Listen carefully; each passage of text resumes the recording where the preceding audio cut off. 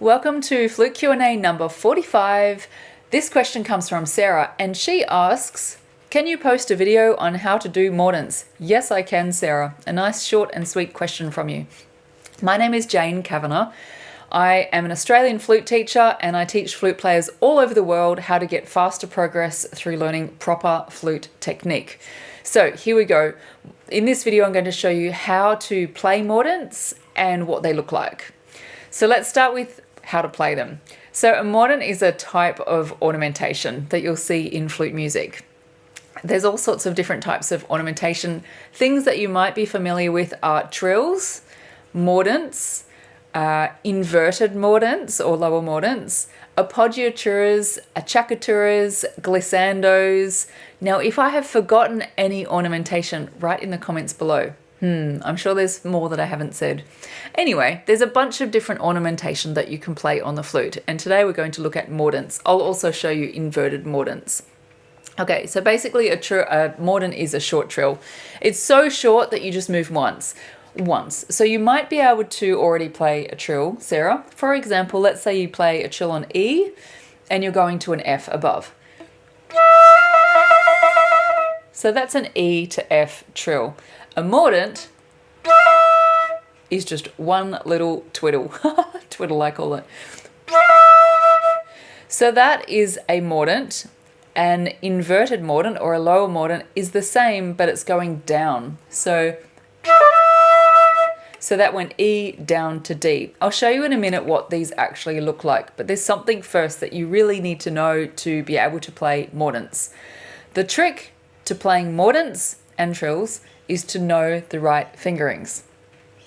The example that I just gave you then, E to F, it's very straightforward because you play the fingering for E and you play the fingering for F. However, if you were playing along and you saw a mordant written on an E and the key signature had F sharp, you would be doing this mordant to F sharp instead of F.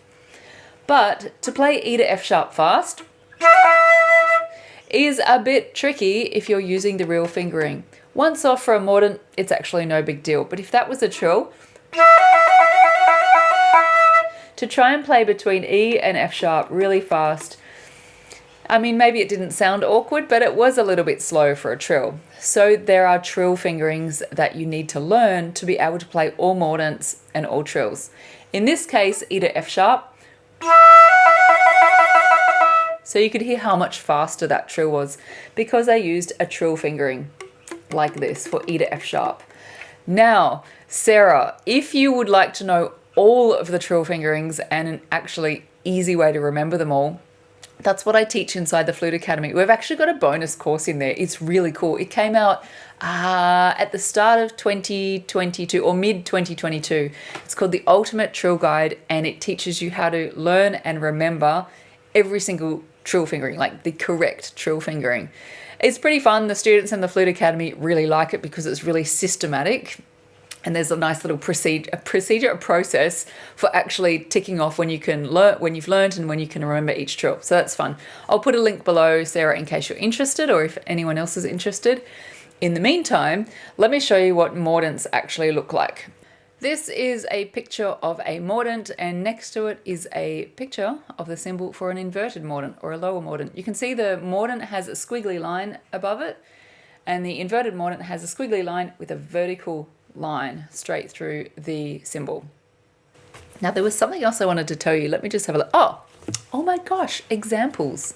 Okay, this is an example of a mordant in a piece.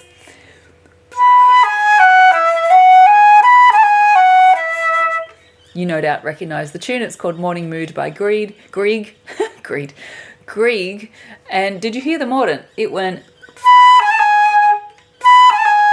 It's actually quite cool because the first bar has no mordant.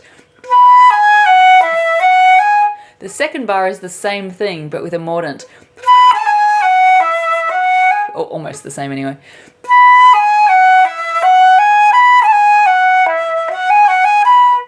So that's an example of a mordant where it goes up a note, and here is an example of an inverted mordant or a low mordant where it goes down. This is Toccata and Fugue by Bach.